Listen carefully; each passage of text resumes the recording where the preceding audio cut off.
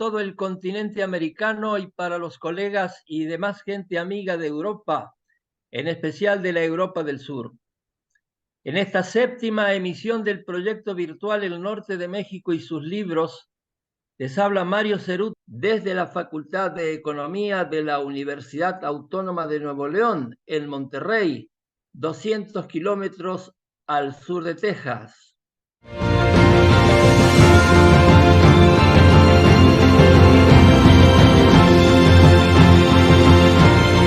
Iniciaremos este programa con la presentación del libro Entre montañas y sierras, Resistencia y Organización Laboral en Monterrey en el siglo XX, publicado en el 2017. Su coordinadora y coautora, Lilia Palacios Hernández, socióloga con doctorado en la Universidad de Utrecht en los Países Bajos. Sus líneas de investigación son Sociología del Trabajo, Relaciones Industriales e Historia Social en ámbitos regionales. Ex docente e investigadora en la Universidad Autónoma de Nuevo León, integra la Asociación de Historia Económica del Norte de México. Los comentarios estarán a cargo de Irina Córdoba Ramírez, doctora en Historia por el Colegio de México. Está adscrita al Instituto de Investigaciones Históricas de la Universidad Nacional Autónoma de México. Es miembro del Sistema Nacional de Investigadoras, autora de Desarrollo Agrícola y Acuerdos Políticos en el Norte de México, los centros de contratación del programa Braceros entre 1947 y 1964. También integra la Asociación de Historia Económica del Norte de México. Adelante, Irina, por favor. Muy buenas tardes a todas y a todos. Agradezco la invitación para participar en este ciclo de presentaciones editoriales a Semilla Azul y a la Asociación de Historia Económica del Norte de México. Entre su amplia producción historiográfica, la ENME cuenta con estudios en forma de libros, capítulos de libros y artículos que hacen de la historia socioeconómica su objeto de reflexión. Entre montañas y sierras, Resistencia y Organización Laboral en Monterrey en el siglo XX, coordinada por Lilia Palacios Hernández, suma a esta vertiente de la producción escrita de la Asociación de Historia Económica del Norte de México.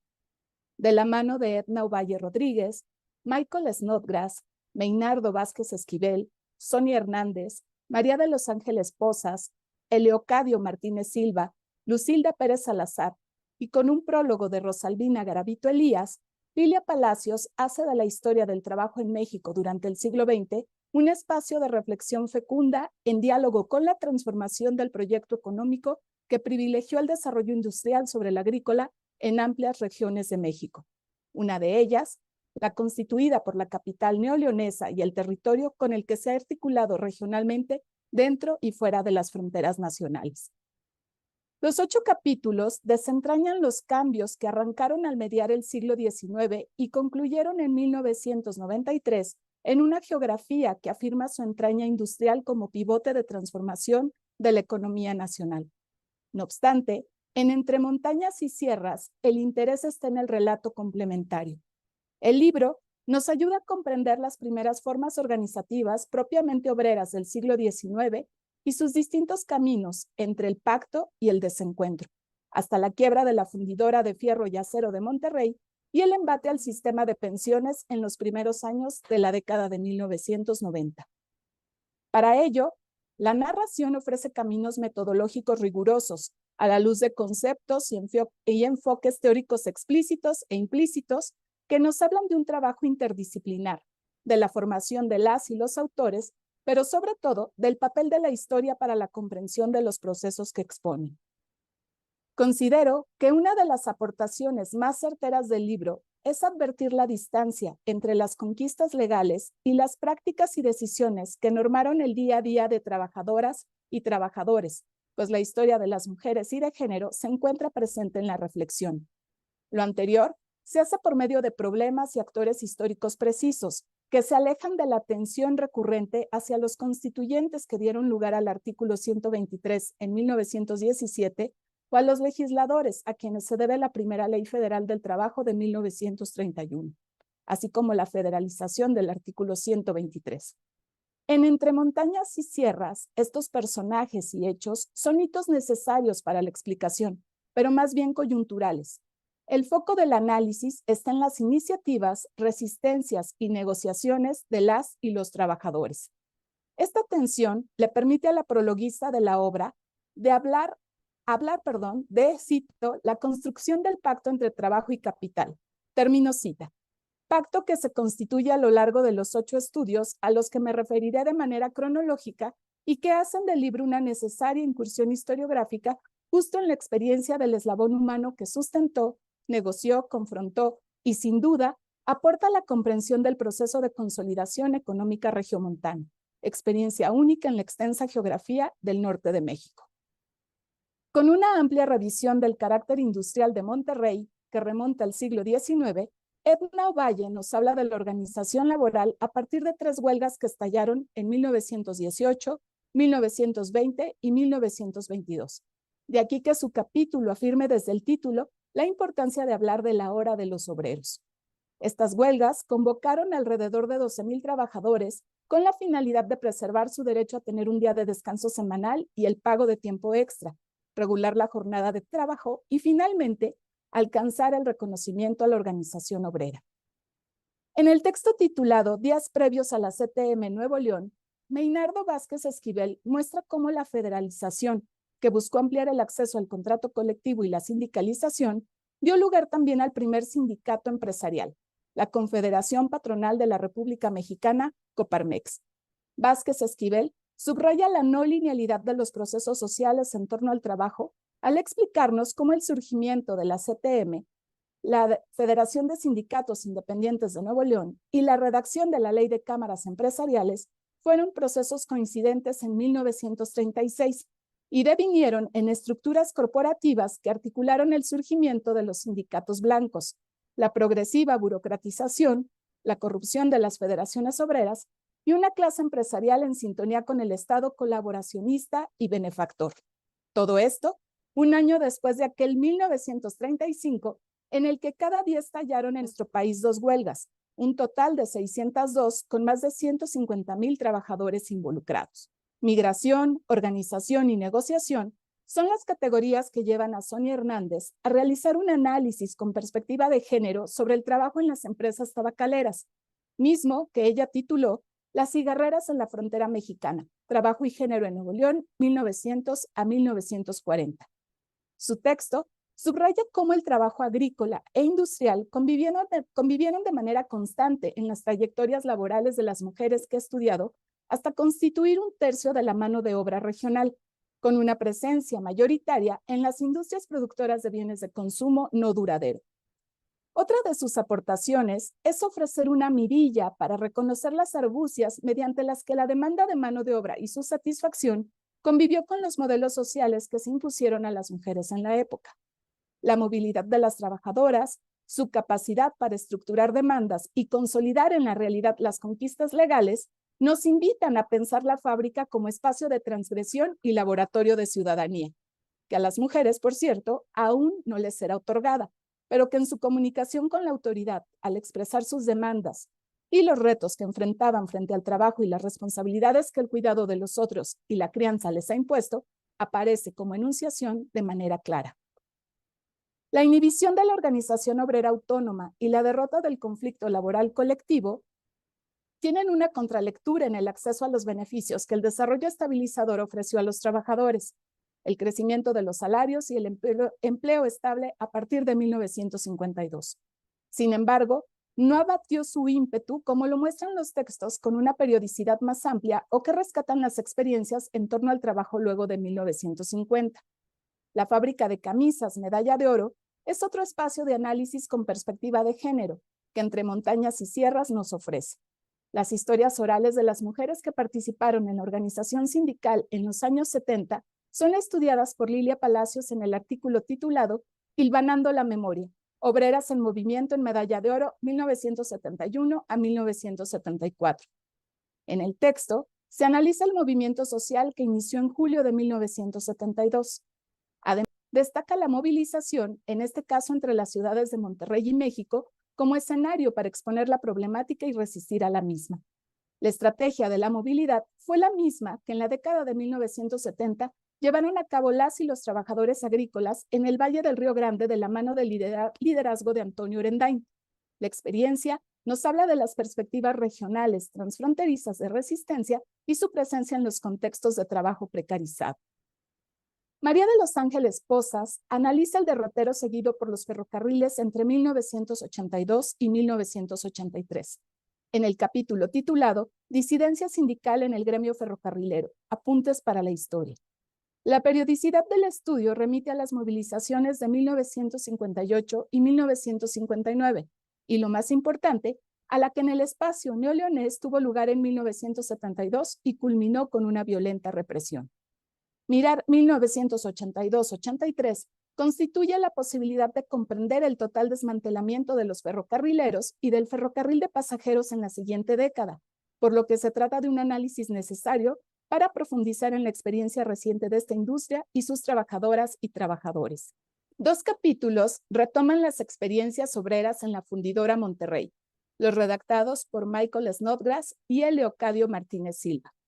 Bajo el título La libertad de protestar, sección 67 y la historia del sindicalismo rojo en Monterrey, Snodgrass, uno de los estudiosos del paternalismo empresarial regiomontano, dedica su atención a la sección 67 del Sindicato Nacional de Trabajadores Mineros, Metalúrgicos y Similares de la República Mexicana, sección que transitó desde el sindicalismo militante transnacional hasta las prácticas del charrismo, un eslabón del mecanismo corporativista importante en la estructura del poder en México, en la medida en que por medio de la sanción y la concesión aceitó el engranaje de liderazgo para el Estado mexicano.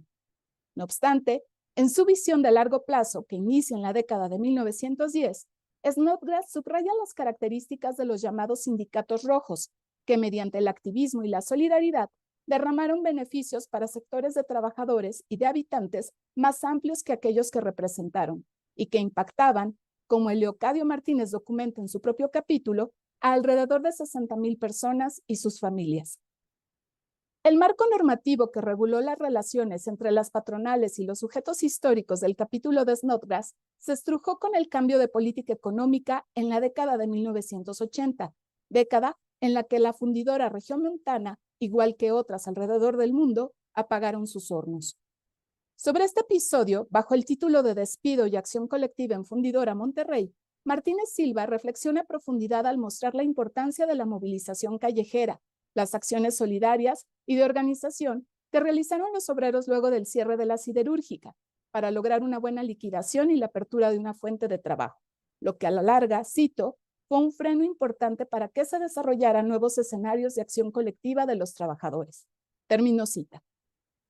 El libro concluye con el capítulo titulado El otoño de 1993, Movimiento Magisterial contra la Ley de Listeleón, de Lucilda Pérez Salazar, quien reflexiona sobre la manera en que las y los maestros, quienes forman parte del apartado B del artículo 123 constitucional, han sabido en la práctica sobreponerse a la restricción legal que los excluye del derecho a la huelga, lo cual Pérez Salazar ilustra con el movimiento magisterial articulado en contra de una ley que significó una amenaza directa a su retiro, al desmantelar, por medio de la declaratoria de quiebra, el fondo de pensiones. La movilización y la confrontación con uso y abuso de la violencia generó un triunfo parcial, pues el régimen de privatización luego de la organización de las y los agraviados, todos los docentes en activo en ese momento, solo se ha aplicado a quienes se incorporaron al magisterio en adelante. Conceptos como acuerdo y confianza constituyen sin duda principios para la organización de los trabajadores, pues la negociación y sobre todo la resistencia se han forjado en distintas escalas, no solo en la de la confrontación.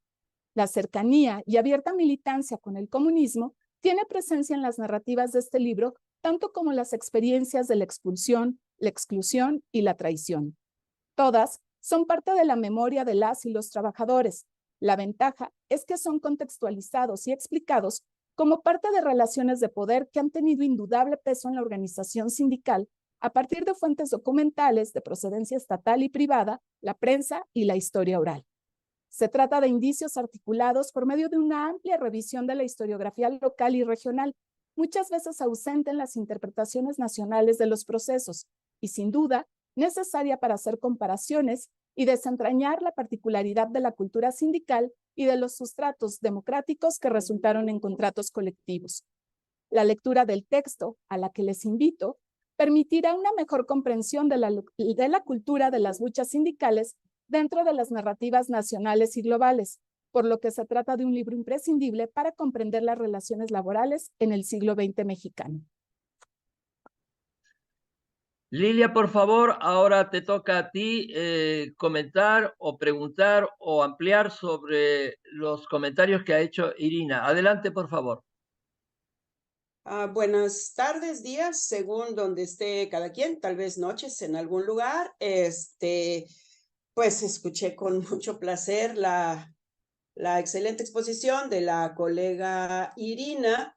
Y pues yo quisiera simplemente hacer una brevísima ubicación de por qué nos interesó, en lo personal me interesó coordinar los esfuerzos de 8 colegas para, desde la ciudad de Monterrey, abordar un tema que, si bien ha sido revisado, estudiado, publicado por numerosos colegas, tanto locales como fuera de Monterrey, lo cierto es de que sí podemos hablar de un desbalance. ¿Por qué?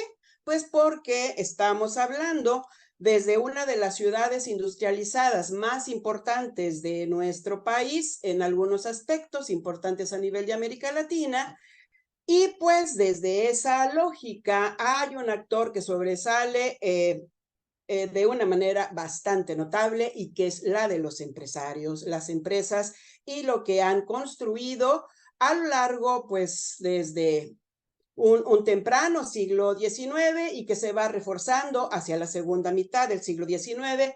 El siglo XX lo conocemos bien como un amplio desarrollo de su industrialización. Entonces, ¿por qué ocuparnos de esta parte referida al trabajo? Pues porque desde la visión de una historia más integradora, pues la introducción del rol, del papel que han jugado los trabajadores y las trabajadoras, permite sin duda alguna tener una comprensión, tal como lo mencionaba Irina, para poder equilibrar, valorar la sociedad regiomontana. Entonces, este libro atiende exactamente eso de una manera muy dirigida hacia tratar de ver qué pasó en este siglo XX. Iniciamos desde el 18 con esa huelga minera abordada por Edno Valle, los antecedentes de todo lo que fue la industria del tabaco y de los cigarros, que, contrario a lo que podríamos suponer, no inicia en Monterrey, sino en una ciudad cercana como es la ciudad de Linares, que para ese entonces era una ciudad bastante importante. Tenemos en este libro tanto abordamos sectores nacionales como son los mineros, como son los ferrocarrileros, como son el magisterio. Efectivamente, nos ocupamos de esa presencia de las obreras, tanto las obreras del tabaco como las obreras de la maquila. Las fuentes, podemos estar pues orgullosos, orgullosas de que recurrimos a todo lo posible en términos de la historia, de una historia seria que va al archivo, que va a la entrevista y la contrasta, y que trata pues de exponer una situación, un contexto que permite entender por qué se luchó de esa manera y por qué se perdió incluso de esa manera. Entonces, trabajos como los que hicieron la mayoría de los compañeros significó, en algunos casos, por ejemplo el mío, tener que acudir a la parte del conflicto, porque quedarnos en el discurso muchas veces oficial, muchas veces hegemónico culturalmente, nos impide o no nos permite entender bien el asunto del conflicto entre capital y trabajo. ¿Dónde lo encontramos? Pues donde va a dar el conflicto en ciudades donde está ya reglamentado dirimir el conflicto obrero-patronal, como son las juntas de conciliación y arbitraje. Entonces, empezar desde un siglo XX temprano y terminarlo con el magisterio hacia terminando el siglo e iniciando el siglo XXI, pues nos permite tener una panorámica que sin duda alguna, y esa es nuestra principal intención, provoque que se sigan abordando este tipo de temas desde la historia social, desde la historia oral, desde la historia económica, que permita que este balance necesario entre estos dos actores tan importantes de toda sociedad industrial, como son los empresarios y los trabajadores, pues vaya haciendo que enriquezca cada vez más la historia en nuestra ciudad. Pues muchas gracias a quienes convocan y muchas gracias a Irina, y creo que por mí es todo. Muchas gracias a Lilia Palacios y a Irina Córdoba por completar de esta manera la primera porción de esta emisión.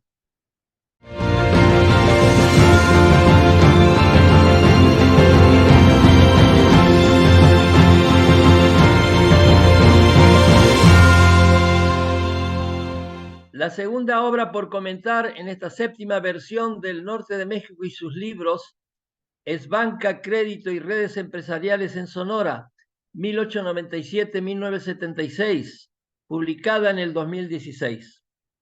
Su autora, Ana Isabel Grijalva Díaz, es doctora en Ciencias Sociales por la Universidad Autónoma de Sinaloa y la actual secretaria ejecutiva de la Asociación de Historia Económica del Norte de México. Profesora investigadora del Colegio de Sonora, integra el Sistema Nacional de Investigadores en México. Entre sus áreas de interés destacan la historia empresarial de la banca y de la agricultura. El comentarista Arturo Román Alarcón, maestro en Historia y doctor en Ciencias Sociales por la Universidad Autónoma de Sinaloa y la Universidad de Sonora. Es profesor e investigador de la Facultad de Historia de la Universidad Autónoma de Sinaloa, de la cual fue director entre 1997 y 1999. Sus líneas de investigación incluyen la economía de Sinaloa y del noroeste de México, la pesca en el Pacífico Norte, la historia económica del puerto de Mazatlán y las actividades empresariales. Es miembro del Sistema Nacional de Investigadores y fue secretario ejecutivo de la Asociación de Historia Económica del Norte de México. Adelante, Arturo, por favor.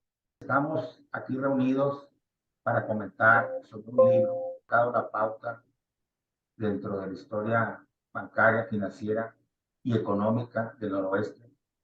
Específicamente me refiero al libro de Ana Isabel de Grijalva, que se titula Banca, Crédito y Redes Empresariales en Sonora, 1897-1976. Es producto de una tesis de doctorado, de la cual pues yo tuve la suerte de formar parte del comité de evaluación, y a lo largo de más de 3 años pues estuvimos viendo los avances del mismo. Ya cuando se presentó como tesis para obtener el grado de doctorado, pues tuvieron que transcurrir varios años para que fuera publicado en el año 2016 por parte del Colegio de Sonora, y uno, a pesar de que ya había leído la tesis, al releerlo como un libro, pues encuentra otras cualidades, otras aportaciones que a lo mejor en su momento no me di cuenta, ¿no? Este trabajo tiene una gran aportación en ese sentido, porque aunque no es pionero totalmente dentro de la historia bancaria y financiera regional, porque ya ha habido otros trabajos, pero sí marca la pauta en el estado de Sonora, y sobre todo porque es un trabajo que comprende un periodo de larga duración, casi un siglo, donde se puede observar no únicamente el desarrollo de la banca, el crédito y las redes empresariales en torno a ella, sino pues en cierta manera ver una parte de la historia económica de esta entidad de lo que forma parte del noroeste de México. Partiremos del título. El título, aunque uno diga, es muy importante porque debe reflejar realmente el contenido. Y el título de este libro, pues sí lo hace, porque tiene la delimitación temática que corresponde específicamente a 3 grandes temas, que viene siendo banca, crédito y redes empresariales, y también delimita espacialmente que comprende el estado sonero de Sonora, perdón, y también delimita temporalmente, que es el periodo de estudio que es 1897-1976. Como cualquier libro, pues parte de una estructura lógica que tiene que ver con un índice, que tiene que ver con un prólogo, una introducción, unos capítulos estructurados y las conclusiones a las que se llegan y las fuentes que fueron utilizadas.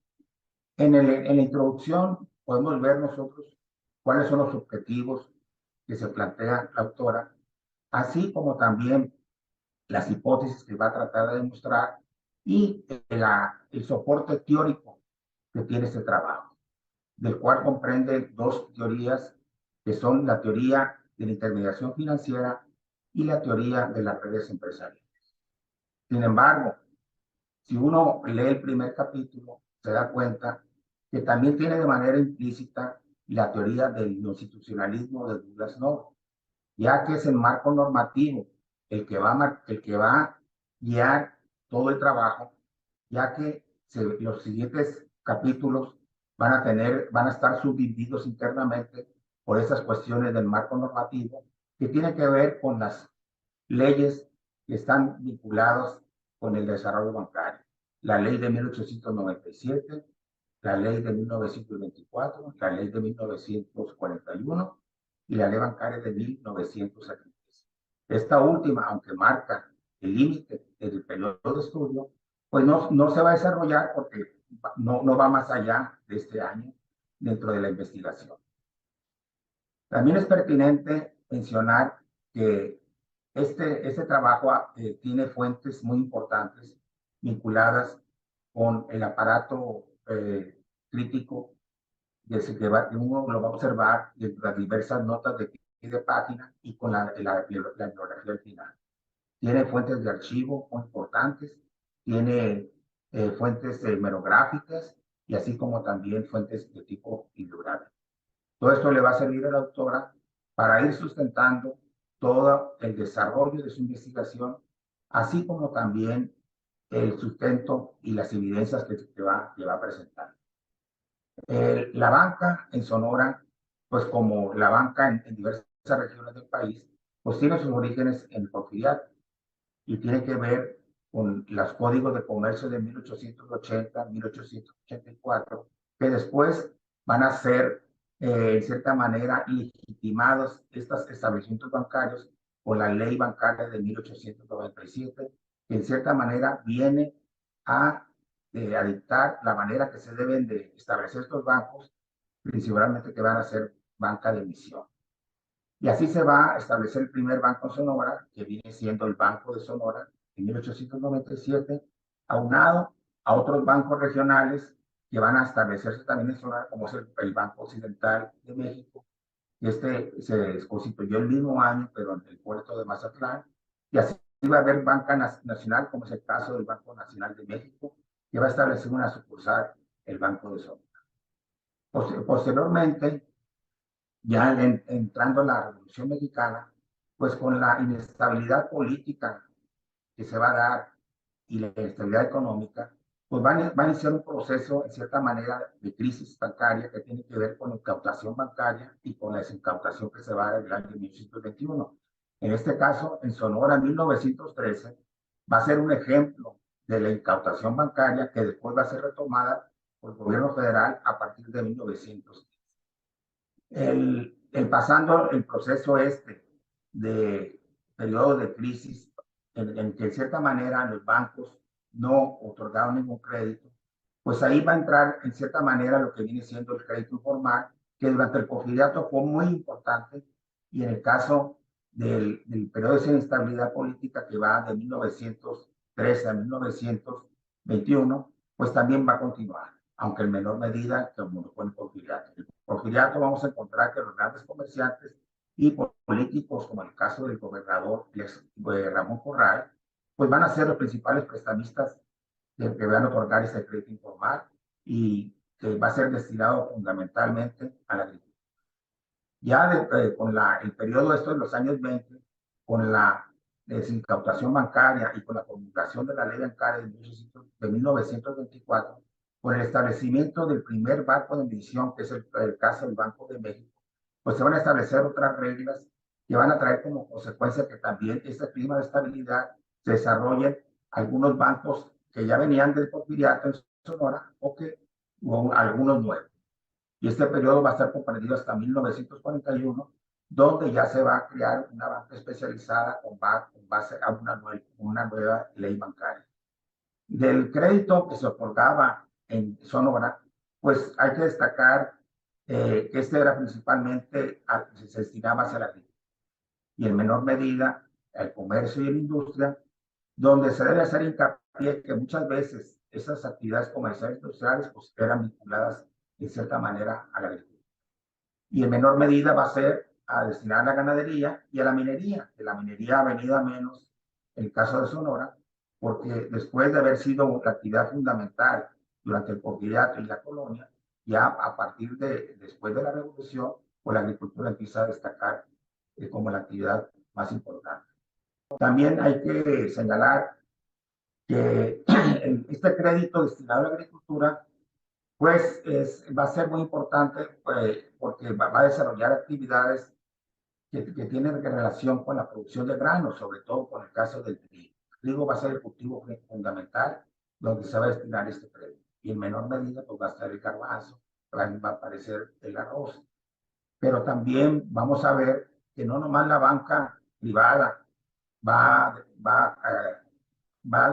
dar créditos a la actividad agrícola, sino que también se va a establecer la banca de fomento a la actividad agrícola que tiene que ver posteriormente la ley bancaria de 1924 con la formación del Banco Nacional de Crédito Agrícola y con el Banco Nacional de Crédito Equidad, donde ya en cierta manera el Estado mexicano participa directamente, no nomás a través del Banco de México, sino a través de esta banca de fomento enfocada fundamentalmente en la agricultura para desarrollar esas actividades.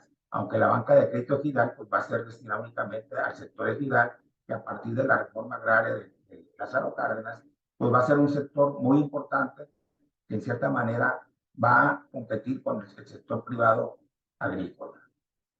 También hay que comentar que por esa banca de fomento, pues vamos a tener el Banco de Fomento Cooperativo.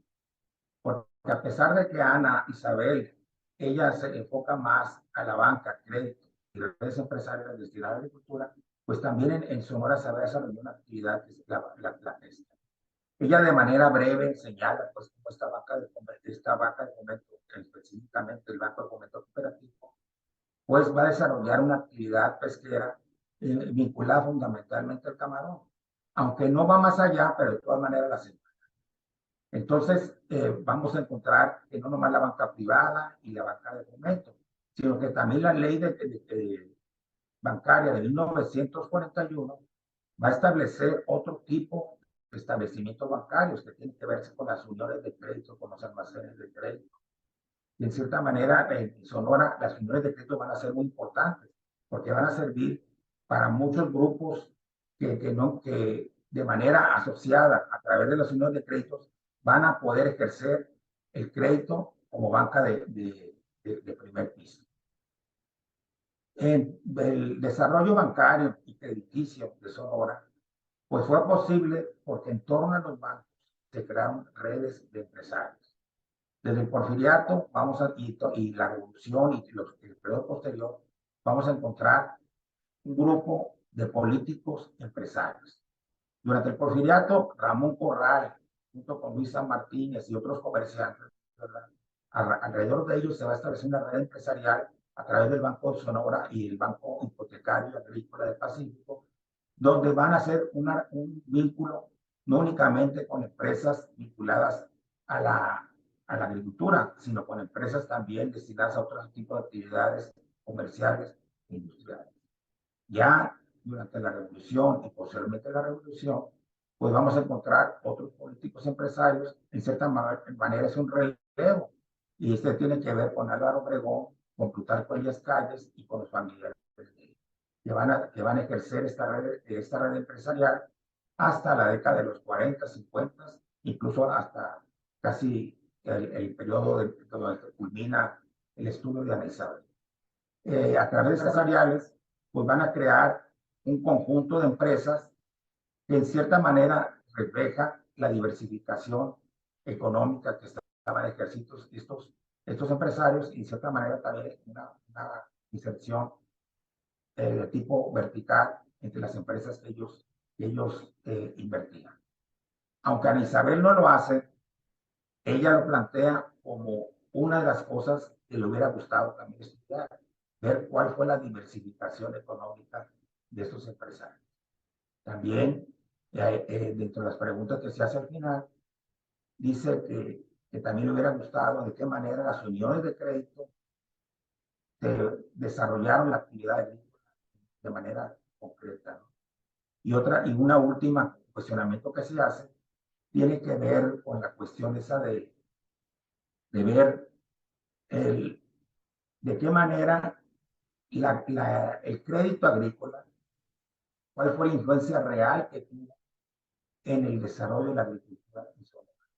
Porque podemos decir, bueno, el crédito es fundamental para cualquier actividad económica, pero también hay otros factores que pueden intervenir, como es la cuestión de la tecnología. Pero si la tecnología que se adquirió fue a través del crédito, pues el crédito es fundamental, ¿no? Pero como que ella lo plantea de una manera específica, comprobar exactamente en qué manera, en qué porcentaje o cuál fue la influencia que realmente tuvo en ese desarrollo de la agricultura. Ahí yo también le agregaría que esta investigación pues plantea otro tipo de cuestionamientos, como por ejemplo si ella mencionó que el crédito informal fue muy importante en portugués y parte de la revolución. ¿Qué pasó posteriormente con el crédito informal? Y desde el punto de vista del crédito informal hasta el presente, ¿verdad? Sigue siendo como una fuente de financiamiento no para personal o para actividades económicas.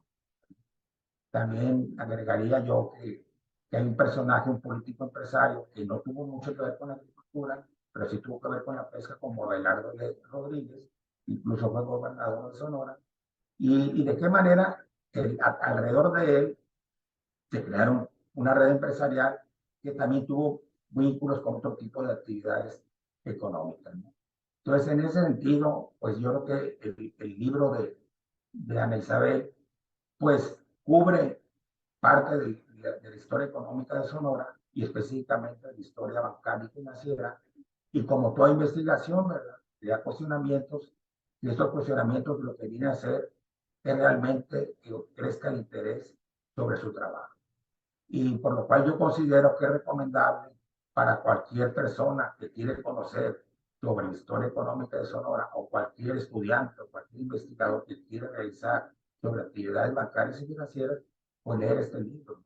En mi caso, pues a mí me sirve porque yo he estudiado Sinaloa, y para mí, a través de él, yo puedo hacer una comparación de lo que pasó en Sinaloa. Sinaloa, pues aunque tuvo un desarrollo muy similar, es muy diferente, porque el político empresario no es tan importante como pasa en el Sinaloa. Y asimismo también el desarrollo pues de la actividad bancaria pues va a tener otros caminos. Entonces, todo esto trae consigo que el trabajo pues sirva de muestra, ¿verdad?, lo que se puede hacer a través del estudio de las diversas fuentes que ella utilizó para lograr un objetivo propio o un objetivo muy particular. Era todo, gracias. Ana Isabel, es tu turno para responder o ampliar lo que ha señalado e indicado sobre tu libro, Arturo Román. Adelante, por favor. De mi parte, agregaría que, tal como lo comentas, Román, este libro, pues además de proyectar la parte de la formación de bancos locales, regionales, que participaron en el Estado y cómo se fueron formando y constituyendo con empresarios porfiristas y después con empresarios dedicados a la agricultura y que unen y reúnen capitales para constituir bancos. Este libro también proyecta un devenir en la larga data sobre el quehacer de la economía en el Estado, ¿no? Es un reflejo de lo que se está haciendo por periodo, lo que está viviendo el Estado con relación al contexto nacional e inclusive de alguna manera con el contexto internacional, con la colocación de estos productos, ¿no?, en el mercado. Esta participación que creo yo de los empresarios agrícolas en la conformación de los bancos locales es sumamente relevante para una actividad primaria que está pasando también a la actividad terciaria, ¿no? Al generar y gestar servicios, traduciendo el dinero del sector primario al sector terciario, y viendo cómo los mismos empresarios están unidos en redes para desarrollar la actividad productiva. Pues creo que ya has comentado algunos aspectos, Román, sobre este libro, y pues hablar sobre la particularidad de cada uno de los bancos, pues en este momento no hay tiempo, pero yo creo que sí es importante que se conozca que hubo en Sonora varios bancos locales, ¿no? Y que tuvieron una participación importante a nivel nacional para hacer este intercambio, ¿no?, financiero y monetario entre estas regiones, sobre todo Sonora, Sinaloa, Sonora, Chihuahua, Sonora, Estados Unidos, e inclusive Sonora con Europa, ¿no? Y así hay una participación importante en este quehacer económico en la entidad. Sería, no sé, Román, si tienes algo más que comentar al respecto. Únicamente yo agregaría cómo tu libro sirve de ejemplo, ¿verdad? Lo que se puede realizar con las evidencias que tú utilizaste, ¿no? Y me parece muy rico que en los anexos, o en el caso tuyo, que pusiste tú del crédito informal por cada uno de los otorgantes, ¿verdad? Y fuiste señalando. Y sobre eso se puede hacer, algún investigador lo puede utilizar para hacer otro tipo de trabajo. Ahora, muchas veces, uno cuando realiza una investigación, pues no vas a presentar toda la evidencia en anexos, ¿no? Pues no, que será otro libro aparte que lo presentaras, ¿no? Porque es muy importante, porque en cierta manera es como un banco de datos, ¿verdad? Que puedes tú dar a los investigadores y ahorrarles el tiempo, pues que ellos les llevaría tratar de ir otra vez a la fuente. Entonces, en cierta manera, es un avance. Y yo creo que en tu caso, pues este libro es parte de lo que viene después, ¿no? Porque estoy viendo una serie de artículos, capítulos del libro, derivados pues de esta investigación. Entonces, es un trabajo que da y sigue dando para más. Y eso para mí es muy relevante.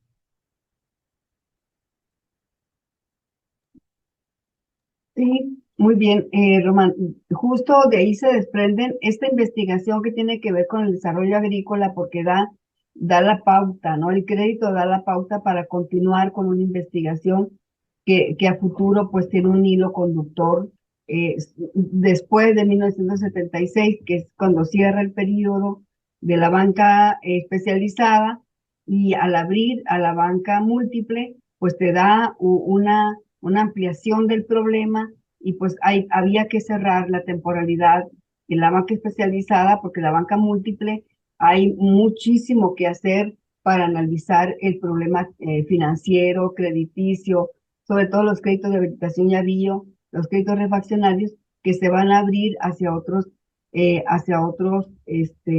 sistemas de capitalización, por así decirlo. Sobre las conclusiones, ¿no?